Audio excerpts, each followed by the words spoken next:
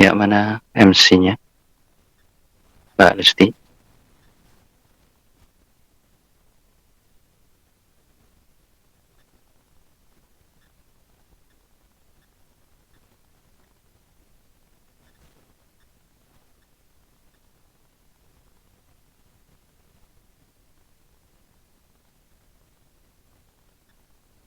Mbak Lesti.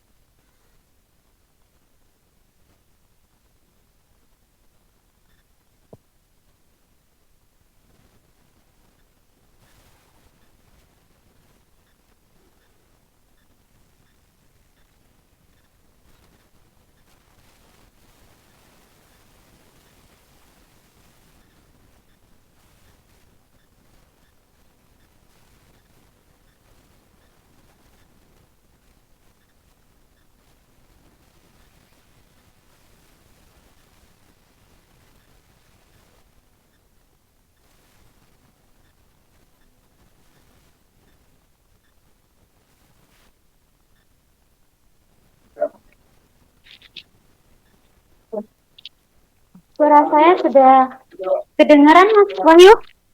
Sudah, silakan. Oh, maaf, sinyal.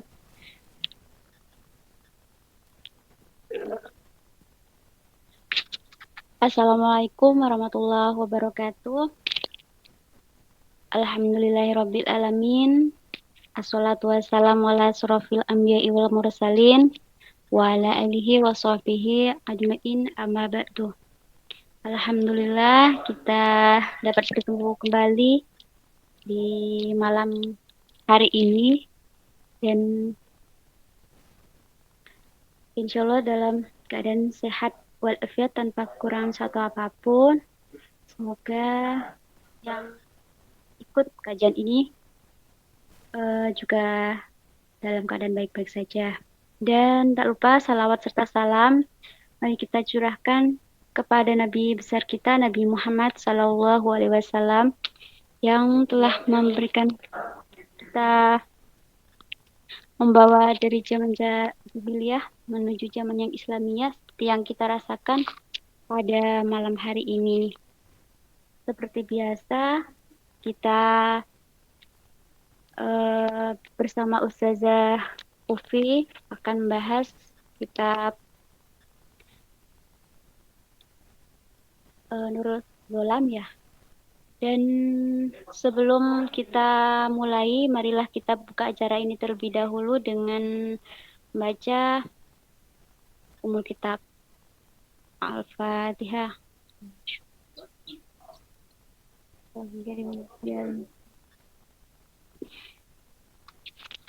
Langsung saja kita mulai acara agar tidak terlalu malam. Ya, Assalamualaikum Ustazah. Waalaikumsalam. Gimana kabar dari Ustazah? Sehat? Alhamdulillah, oke, sehat. Ini Ustazah, mungkin bisa langsung dimulai waktu dan tempat. Saya persilakan. Assalamualaikum warahmatullahi wabarakatuh. Bismillahirrahmanirrahim. Alhamdulillahirabbil alamin. Wassalatu wassalamu ala asyrofil anbiya'i wal mursalin sayyidina Muhammadin wa ala alihi wa sahbihi ajma'in. Amma ba'du. Alhamdulillah kita diberi kesempatan oleh Allah untuk kembali belajar bersama kitab Nurul Gholam. Yang kitab ini ada menjelaskan tentang akidah Ahlus Sunnah wal Jamaah sebagai syarah dari kitab Aqidatul Awam. Jadi saya tegaskan kembali bahwa kitab ini adalah kitab yang kitab akidahnya Ahlus Sunnah wal Jamaah. Syekh Nawawi Al-Bantani, Syekh Al-Marzuki itu adalah ulama-ulama dalam Ahlus Sunnah wal Jamaah. Ahlus Sunnah wal Jamaah dalam hal akidah mengikuti pendapatnya Imam Al-Asy'ari dan Imam Al-Maturidi.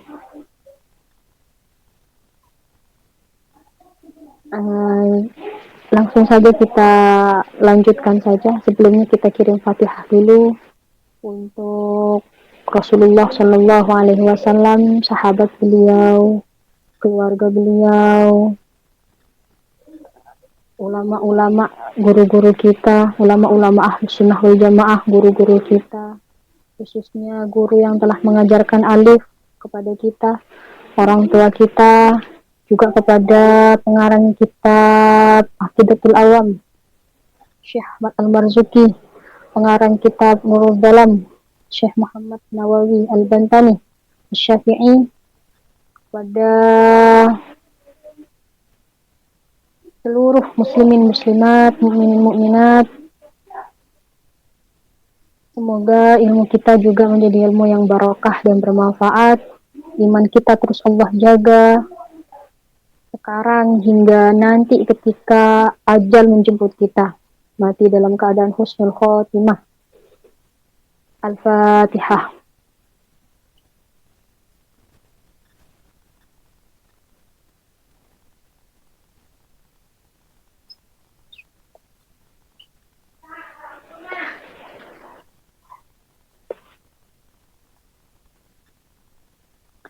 Bismillahirrahmanirrahim. Kemarin saya sudah menjelaskan tentang bid'ah.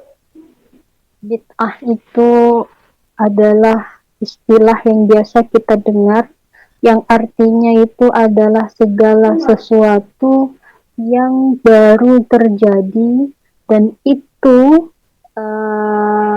tidak pernah dilakukan oleh Rasulullah Shallallahu Alaihi Wasallam. Syariat Rasulullah Shallallahu Alaihi Wasallam itu namanya bid'ah. Tidak pernah ada tanggapan tidak pernah dipraktekkan oleh Nabi, tidak pernah dipraktekkan oleh sahabat Nabi yang kemudian disetujui oleh Nabi Muhammad atau dilarang. Jadi ini tidak pernah terjadi pada masa Nabi Muhammad Shallallahu Alaihi Wasallam. Itu namanya bid'ah. Bid'ah adalah perkara yang sangat mungkin terjadi. Kenapa seperti itu? Karena yang namanya zaman itu kan senantiasa berkembang. Zaman itu senantiasa berubah. Sehingga kondisi, terus ya,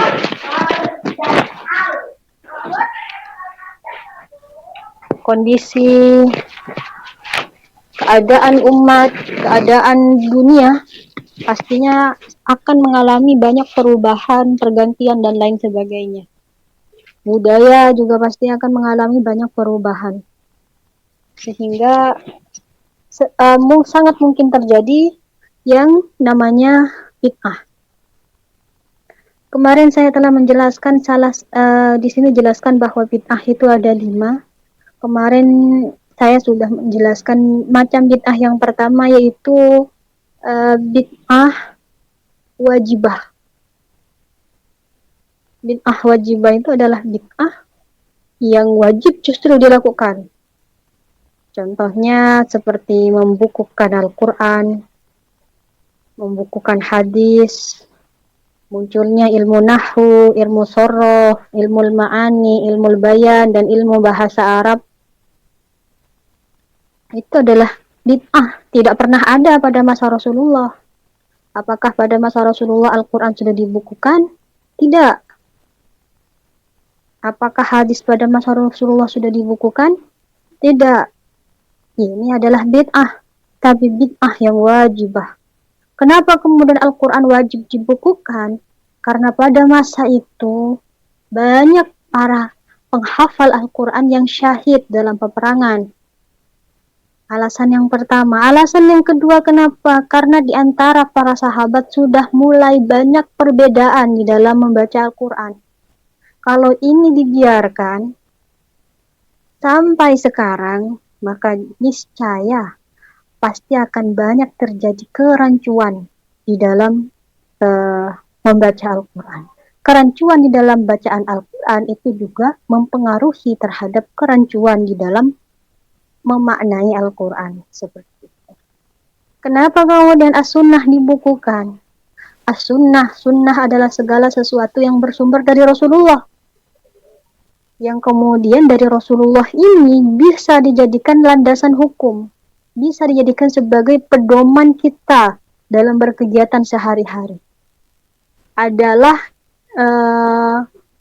dasar setelah Al-Quran.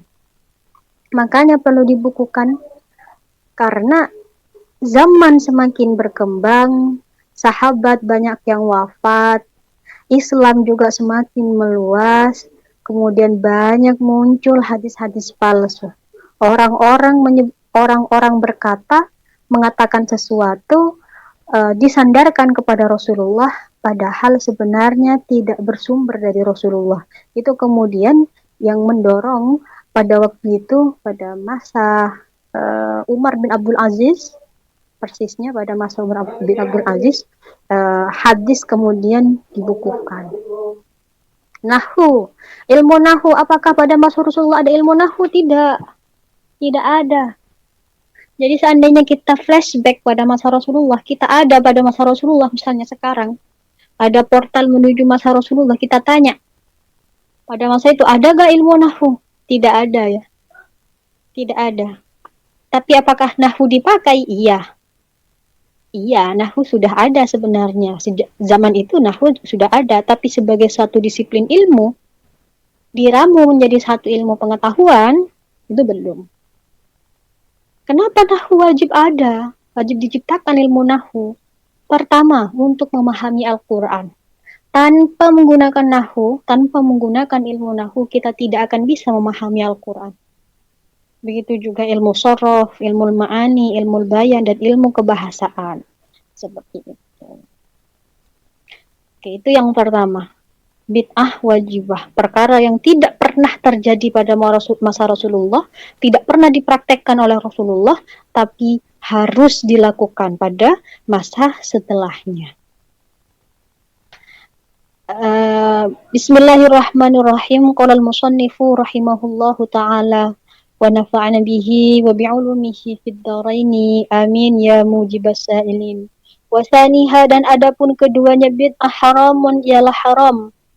Wa huwa adapun haram, bid'ah haram, kullu bid'atin ialah tiap-tiap bid'ah, tanawalat yang mencakup kepada bid'ah, qawaidul, apa kaidah-kaidah, litahrimi untuk mengharamkan, wa adillatuhu, dan dalil-dalilnya tahrim, dalil-dalil keharaman, asy-syar'iyyati yang bersifat syar'i.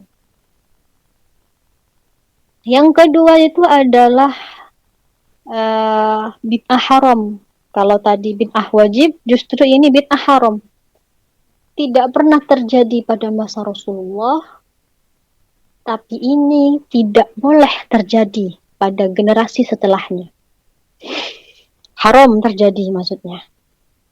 Kalau terjadi berarti harus dihentikan.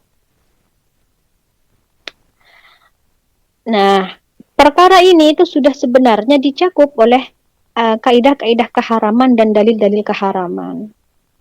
Kalmukusi, seperti pemungutan cukai.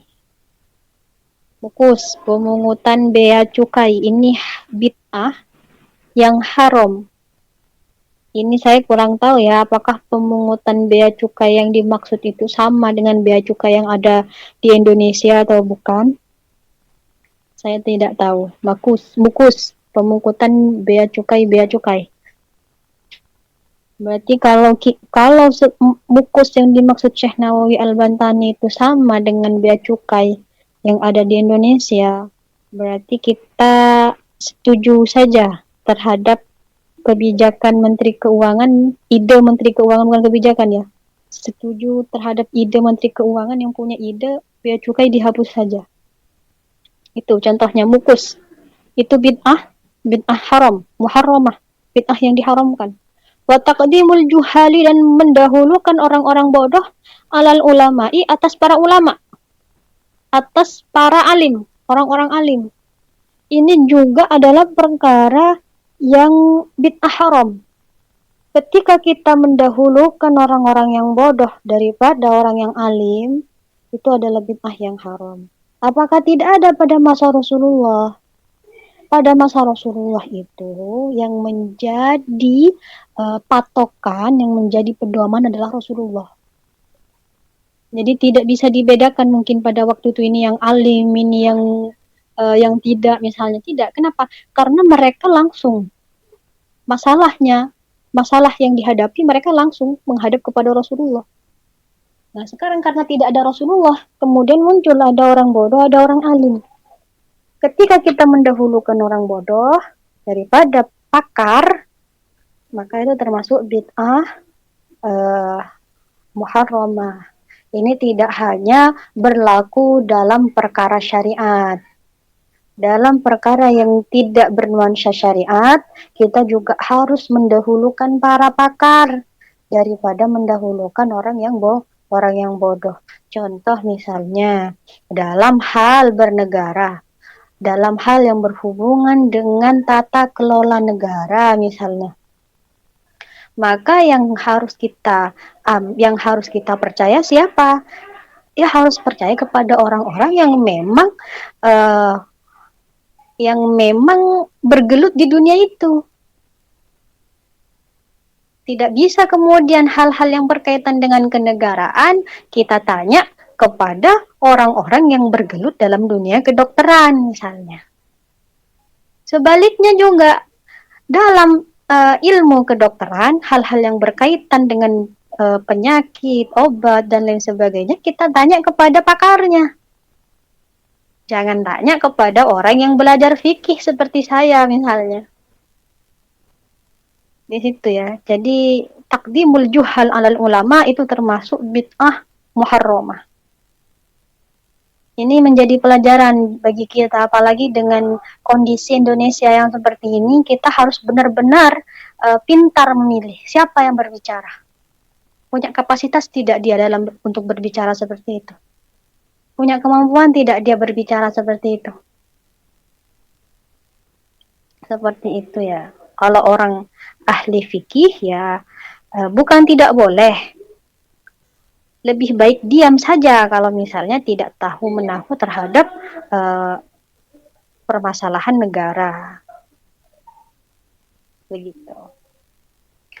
Wa tawliyatul manasibi, dan memberikan jabatan asy-syar'iyyati yang bersifat syariat man kepada orang layasluhu yang tidak layak, siapa man laha terhadap manasib bitori kita waturi dengan jalan terus menerus. Ini juga bid'ah muharramah ketika kita memberikan jabatan yang bersifat syar'i ya, maksudnya ini yang berhubungan dengan syariat kepada orang yang tidak layak dengan cara terus menerus. Dengan cara terus menerus ini maksudnya menyeluruh, terjadi secara kontinu dan menyeluruh. Ini tidak boleh, bid'ah muharramah seperti itu.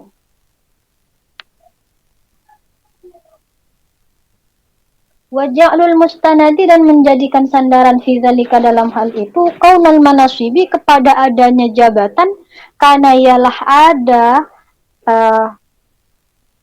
apa jabatan li abihi ialah bagi ayahnya, walaisa dan tidak ada fihi ialah pada orang itu ahliyatun apa kemampuan lahu bagi jabatan tersebut. Jadi kita tidak boleh bersandaran memberikan jabatan kepada seseorang hanya berdasarkan terhadap ayahnya. Oh, ayahnya ini adalah bupati. Kita pilih anaknya. Kenapa kita pilih anaknya? Karena ayahnya pernah jadi bupati misalnya. Itu tidak boleh. Padahal anaknya tidak punya kapasitas, tidak punya kemampuan dalam hal itu. Hanya gara-gara ayahnya pernah menjabat, akhirnya anaknya kemudian dipilih juga. Tidak boleh kalau hanya berdasarkan berdasarkan ayahnya. Berdasarkan ayahnya tidak bisa. Jadi memang harus benar-benar kita lihat kemampuannya. Kecuali memang ayahnya punya kapasitas, ternyata anaknya juga punya kemampuan, itu tidak apa-apa, bagus. Tapi kalau hanya menjadikan ayahnya dijadikan satu-satunya alasan, itu tidak boleh. Tidak boleh. Jadi memang sebuah jabatan itu harus memang diberikan kepada orang-orang yang kompeten, bagaimanapun latar belakang keluarganya. Misalnya ini kan yang kemudian muncul istilah oligarki dan lain sebagainya.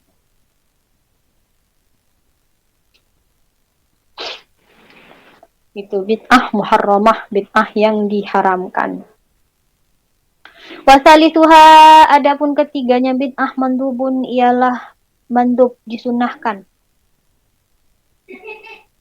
Sunnah itu berarti kalau ditinggalkan kita tidak akan mendapatkan dosa, tapi kalau dikerjakan kita akan mendapatkan pahala. Ditinggal nggak apa-apa, dikerjakan bagus, baik, akan mendapatkan pahala. Wahuwa, adapun mandub, bid'ah mandub, ma ialah sesuatu tanawalat yang mencakup kepada ma qawaidun nadbi, apa kaidah-kaidah kesunahan, wa adillatuhu, dan dalil-dalilnya kesunahan. Ka sholatit tarawihi, seperti sholat tarawih. Jadi ini bid'ah mandubah itu tidak pernah terjadi pada masa Rasulullah, tapi dia terjadi setelah masa Rasulullah, dan itu disunahkan, bagus. Ka sholatit tarawih, seperti sholat tarawih jamaatan, secara berjamaah. Sholat tarawih secara berjamaah itu hanya satu kali pernah dilakukan oleh Rasulullah. Kemudian setelah itu beliau tidak pernah sholat tarawih secara berjamaah dengan alasan kenapa? Karena khawatir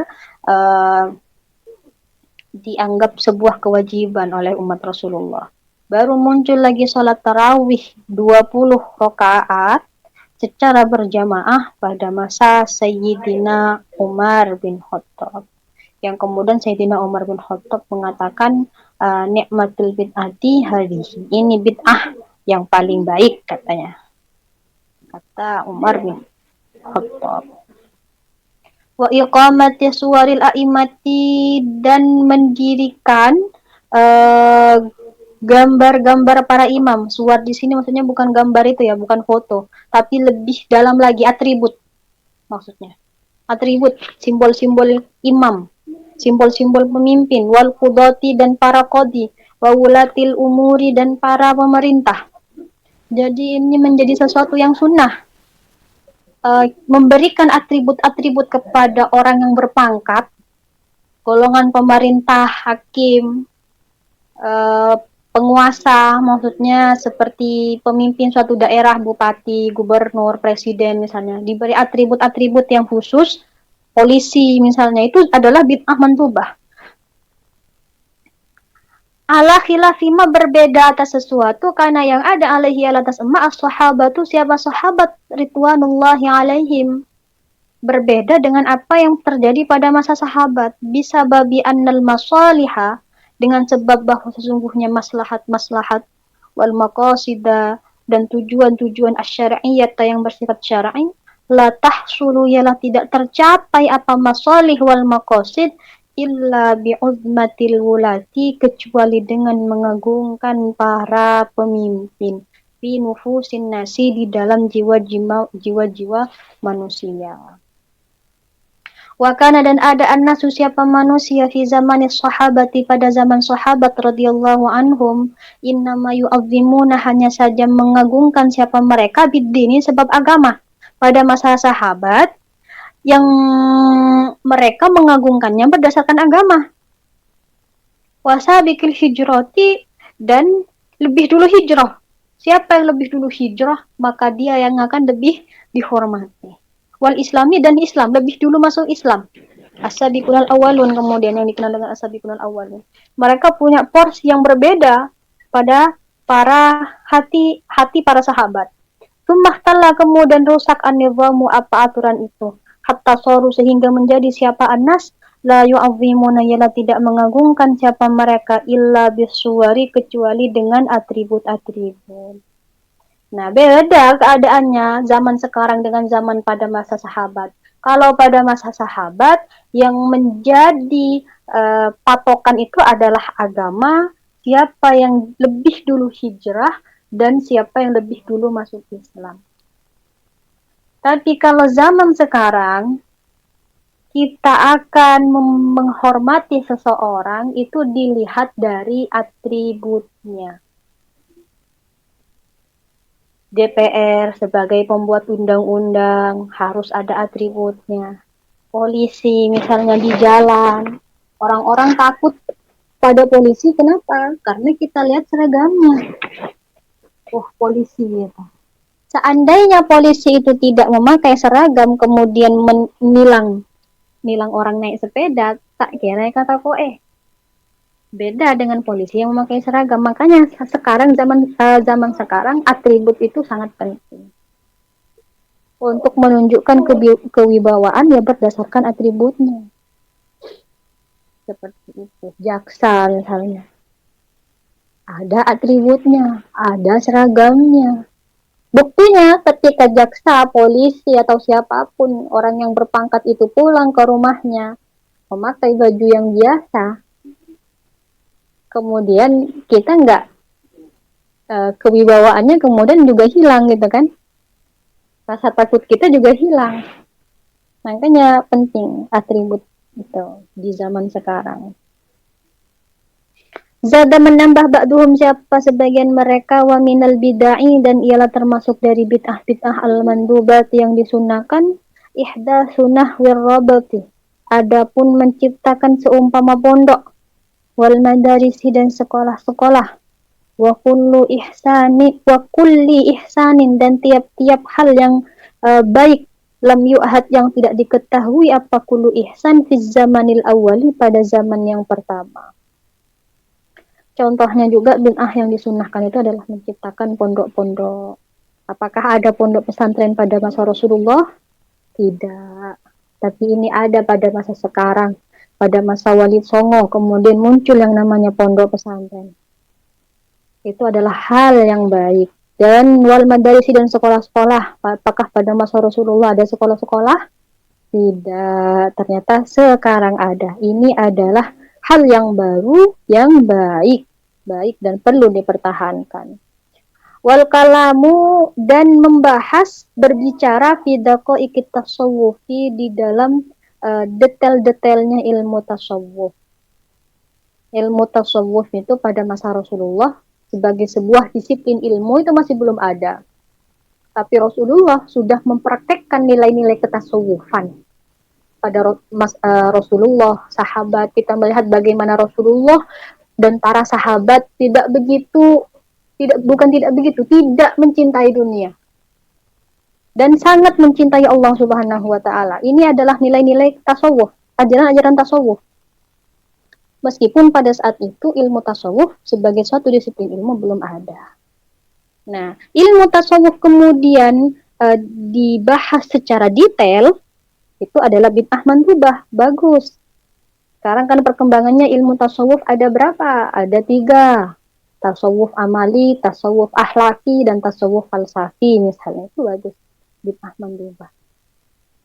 Wa rabi'uha makruhun wallahu subhanahu wa ta'ala a'lam bishawab. Semoga menjadi ilmu yang barokah dan bermanfaat. Saya kembalikan lagi kepada moderator.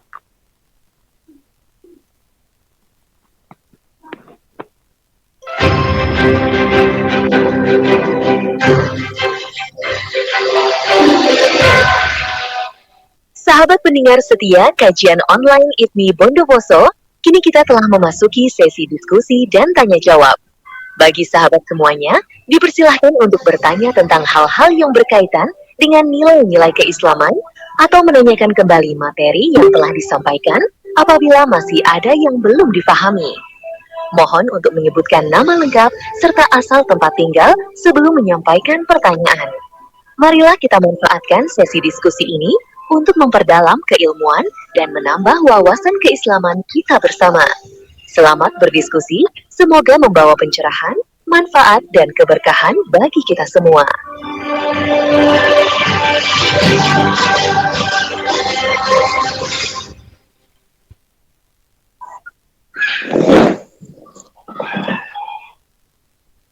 Ya, silakan untuk teman-teman semua, mungkin ada yang ingin bertanya seputar yang dibahas dari tadi soal bid'ah ya Ustazah ya.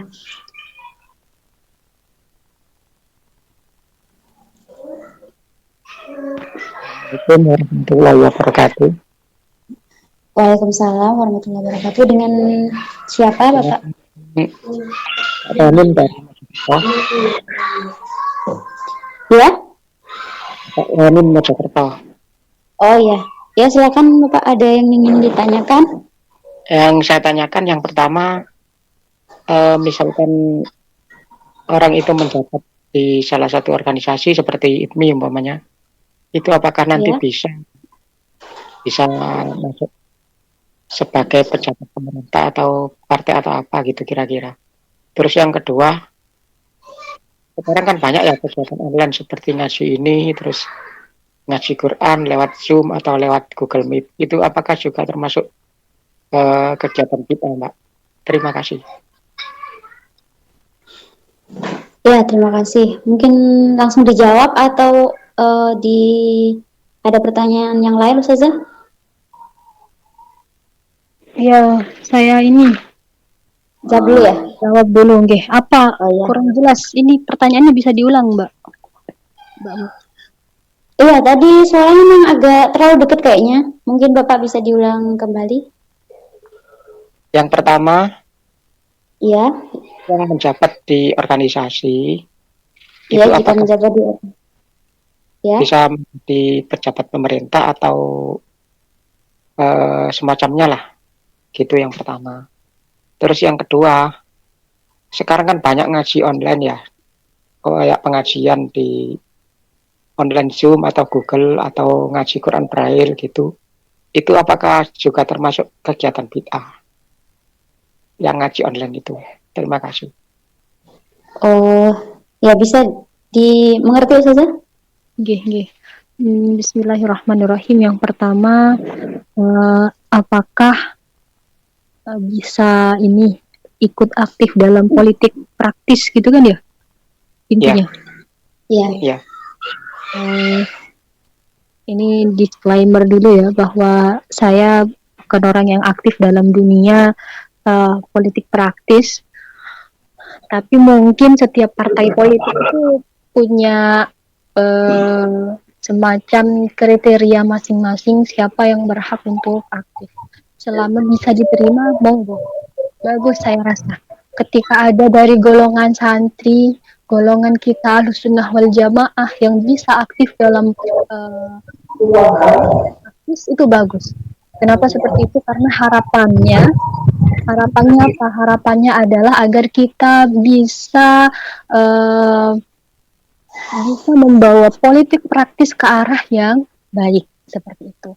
Makanya dawuh guru saya dulu ketika masih sekolah madrasah aliyah, jadi orang NU, saya sendiri kan orang NU ya, orang NU itu diharapkan bisa masuk di seluruh parpol, seperti itu.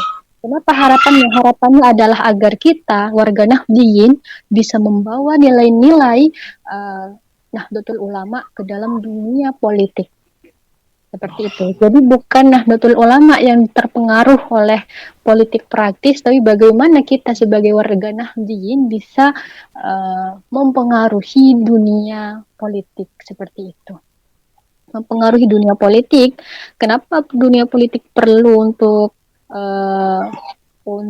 kita pengaruhi ya sebagai warga Nahdliyin misalnya? Karena dengan berpolitik bisa membenahi negara kita.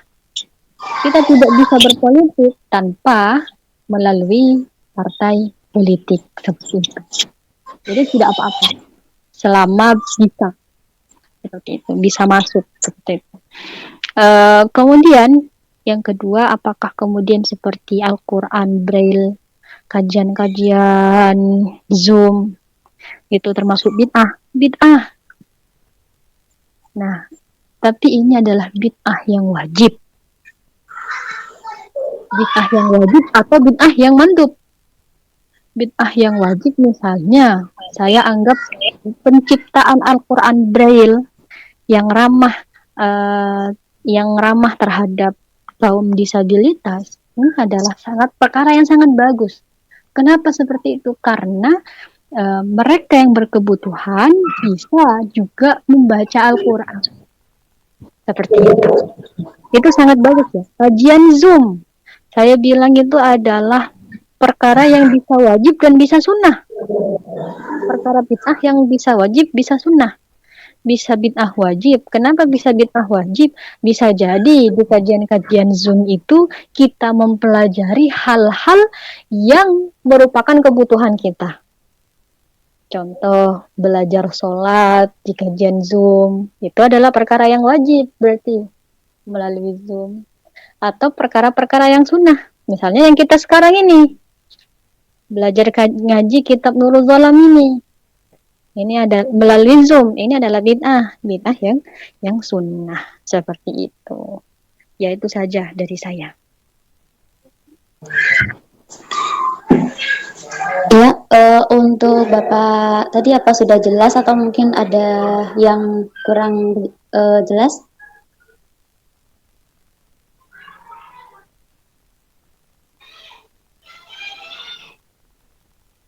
Bapak Hanin sudah?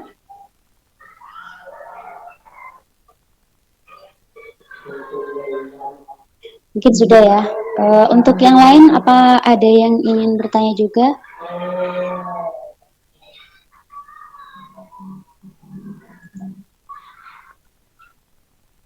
Kalau masih belum ada, saya yang mau bertanya ya.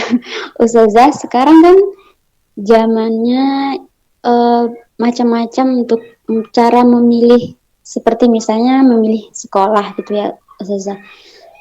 Itu kan sekarang sangat banyak sekali macamnya, dan pengetahuan kita sangat minim sekali. Bagaimana caranya kita itu memilihkan sekolah yang sesuai seperti ajaran Rasulullah, itu seperti apa Ustazah? Mungkin ada saran khusus atau bagaimana? Bismillahirrahmanirrahim. Sekali lagi ya, bahwa kita pasti punya ideologi masing-masing. Saya pribadi sebagai warga Nahdlatul Ulama, saya pasti mencari lembaga-lembaga yang minimal ramah terhadap Nahdlatul Ulama. Seperti itu. Misalnya adik saya ya, dalam kasus saya sendiri punya tidak mau mondok. Jadi dia pengen kuliah di luar. Jadi saya sebagai seorang kakak, memang yang pertama saya lihat, kamu boleh kuliah di mana saja, karena untuk kuliah di luar itu kan memang ini kayak UIN itu kan tidak khusus Nahdlatul Ulama, tidak kan. Boleh kamu kuliah di UIN, tapi harus tetap mondok. Mondoknya itu tetap saya cari pondok yang kiainya, keluarganya itu adalah kiai-kiai yang aktif di Nahdlatul Ulama, seperti itu. Saya tahu bahwa beliau itu misalnya aktif di Nahdlatul Ulama, entah di tingkat PC, PW atau PBNU, seperti itu. Jadi tips dari saya, dimanapun jenengan mau mencari lembaga pendidikan, cari tahu pengelolanya. Pengelolanya siapa? Bagaimana kehidupan beragamanya beliau seperti apa? Seperti itu. Jadi saya pribadi itu sudah mengantongi beberapa pondok pesantren yang tidak berorientasi terhadap Nahdlatul Ulama, dan ini yang kemudian saya hindari. Seperti itu. Jadi dilihat latar belakang dari sebuah lembaga itu dulu, kita kaji dulu. Sesuai enggak dengan keyakinan kita, sesuai enggak dengan haluan kita, seperti itu. Nah, insya Allah kalau dia itu adalah sebuah lembaga atau sebuah pesantren, itu mudah untuk kita cari informasi. Seperti itu saja dari saya. Oh ya, Ustazah, berarti harus sebelum sekolah itu harus dicek dulu gitu ya di sana seperti apa? Iya, harus dicek dulu. Kenapa saya bilang bahwa pendidikan itu harus memang kita cek dulu dari segala aspeknya? Karena lembaga pendidikan itu sedikit banyak akan membentuk karakter anak didiknya. Contoh nih, saya sebagai santri Sukoharjo, saya melihat bahwa karakter saya sendiri di kampus Sukorjo itu berbeda dengan teman saya yang alumni Nurul Jadid Python. Misalnya teman saya yang alumni Anukoyah misalnya, itu pasti ada cara berpikir, gaya hidup yang juga berbeda, pola pikir dan gaya hidup yang berbeda, tingkah lakunya juga berbeda. Jadi makanya perlu memang untuk mengkaji secara detail seperti itu. Karena saya ulangi lagi bahwa lembaga di mana kita belajar itu akan membentuk sedikit banyak karakter, pola pikir, dan gaya hidup kita. Apakah karakter dan pola pikir yang berbeda itu pasti salah? Tidak pasti salah. Tapi saya lihat, oh gini ya, rata-rata kalau alumni ini begini ya gitu. Kalau alumni ini begini gitu. Seperti itu. Jadi makanya penting untuk kemudian kita melihat secara detail dulu sebelum belajar di situ. Seperti itu. Ya, Ustazah, terima kasih penjelasannya. Karena saya sangat dalam waktu ini sangat mencari hal itu, kayak kesulitan membedakannya itu. Jadi karena tadi Ustazah sudah menjelaskan, alhamdulillah sudah paham. Mungkin untuk teman-teman masih ada yang ingin bertanya atau mungkin ada di WhatsApp yang bertanya, Mas Wahyu?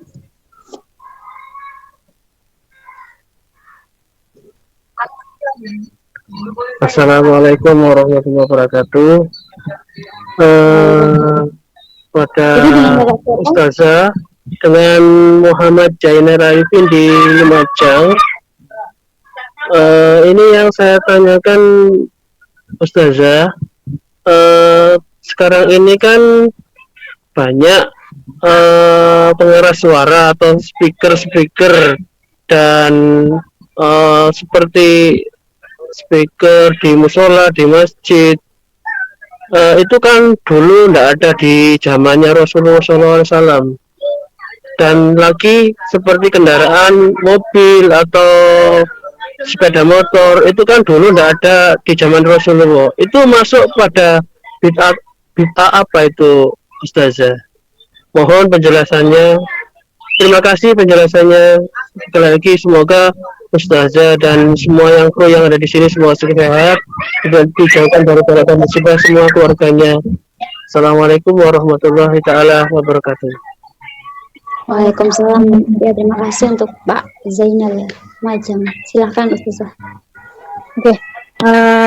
Perkara bid'ah itu memang secara literal, secara bahasa ya. Bid'ah itu adalah perkara yang tidak pernah terjadi di masa lalu. Sedangkan secara syariat itu bid'ah itu adalah hukum-hukum atau hukum-hukum yang berkaitan dengan perbuatan mukallaf, sesuatu yang berkaitan dengan perbuatan mukallaf yang memiliki konsekuensi hukum yang tidak pernah terjadi pada masa Rasulullah. Jadi kalau bid'ah secara syariat memang khusus kepada hal-hal yang baru yang berkaitan dengan syariat. Seperti itu. Kalau misalnya seperti sepeda motor dulu pada masa Rasulullah memakai kuda, memakai onta misalnya, berkendara menggunakan onta, berkendara menggunakan kuda. Sedangkan sekarang ada motor, ada mobil, ada ontel misalnya. Itu bid'ah benar, tapi bid'ah secara bahasa. Itu kalau saya bilang, kalau mau saya hukumi ya, kalau mau kita hukumi menciptakan sepeda motor, menciptakan mobil misalnya, itu termasuk dari bid'ah mubahah. Insyaallah pertemuan yang akan datang akan dijelaskan. Kenapa saya bilang bid'ah mubahah? Karena itu tidak hal-hal yang tidak bisa dinilai sebuah kesalahan atau kebenaran, kecuali tergantung niatnya nanti kan ya. Perkara yang mubah kayak makan, minum itu mubah seperti itu. Jadi menciptakan sepeda motor, mobil, Dan kemudahan-kemudahan yang ada sekarang, perkembangan teknologi itu adalah perkara yang mubah. Bid'ah mubahah, perkara yang mubah. Penggunaannya baru itu kemudian bernilai apakah itu baik atau benar. Kemana kita pakai sepeda motor?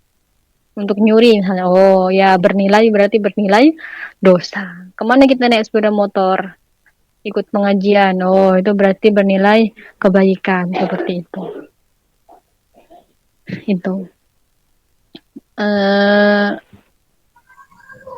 Jadi patokan bid'ah, apakah itu bid'ah wajibah, bid'ah haram, bid'ah makruh, bid'ah mandub, atau bid'ah mubah, itu dinilai dari banyaknya kebaikan dan keburukan. Kalau banyak keburukannya, bahkan tidak ada kebaikannya sama sekali, keburukan yang ada berarti dia bid'ah muharramah, bid'ah yang diharamkan. Kalau harus ada, misalnya kayak tadi pembukuan Al-Quran, maslahatnya sangat besar, tidak ada mafsadatnya, maka itu berarti termasuk bid'ah yang wajibah. Jadi kita nilai dulu, sesuatu ini lebih banyak maslahatnya atau tidak. Kalau imbang, maslahatnya ada, mafsadatnya ada,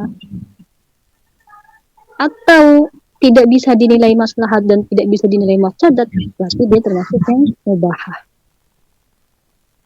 Seperti itu. Atau makruh, nanti juga akan dijelaskan. Dia ada maslahatnya, ada mafsadatnya, tapi sepertinya lebih baik tidak ada saja. Itu berarti makruh. Atau mandub, ada maslahat, ada mafsadat, tapi lebih baik ada. Itu namanya mandub. Seperti itu. Kita yang namanya penilaian itu pasti subjektif ya, tidak apa-apa. Seperti itu. Itu saja dari saya. Iya Ustazah, berarti seperti HP itu juga tergantung penggunaannya ya Ustazah ya. Kalau baik ya. Ya betul, kalau baik, kalau enggak ya enggak. Seperti itu. Ya, untuk Bapak tadi Pak Zainal yang dari Lumajang, apa sudah cukup jelas?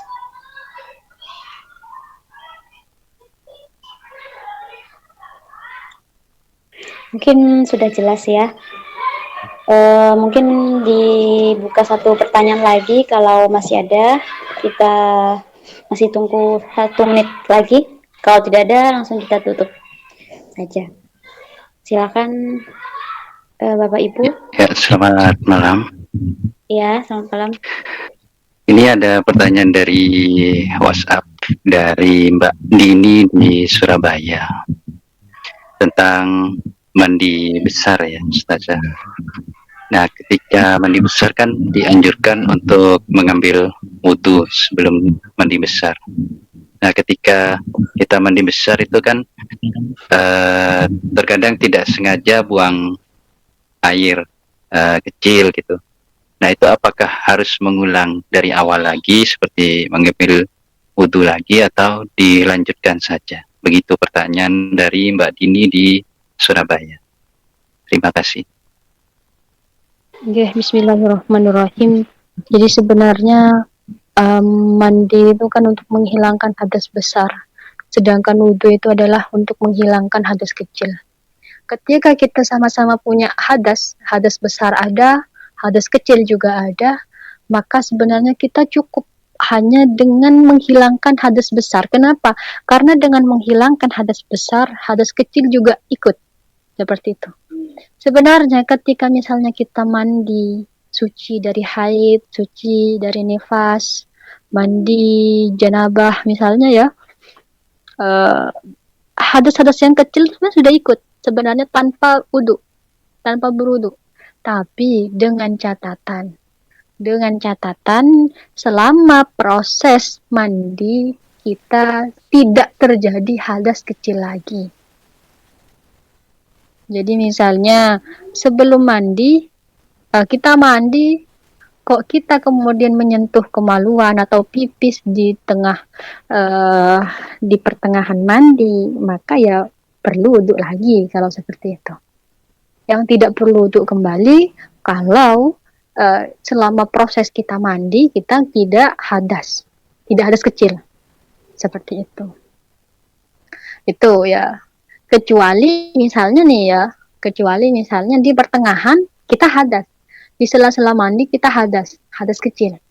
Tapi kemudian kita basuh lagi seluruh anggota kita tanpa terkecuali.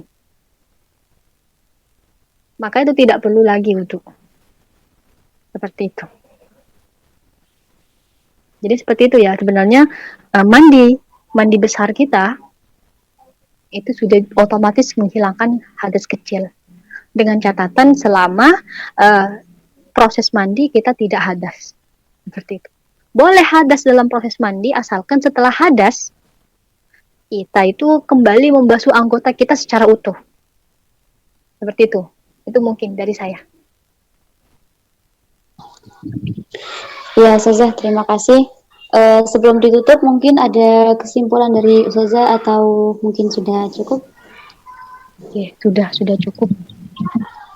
Ya, Ustazah, terima kasih banyak atas waktunya. Semoga bermanfaat untuk kita semua. Amin. Dalam pertemuan kita tiap bulannya ya. Mungkin hanya itu, saya selama membawakan acara ini mohon maaf yang sebesar-besarnya jika ada salah. Sebelum ditutup, mari kita tutup dengan doa kafaratul majelis. Bismillahirrahmanirrahim. Subhanakallahumma wa bihamdika asyhadu an la ilaha illa anta astaghfiruka wa atubu ilaik. Assalamualaikum warahmatullahi wabarakatuh.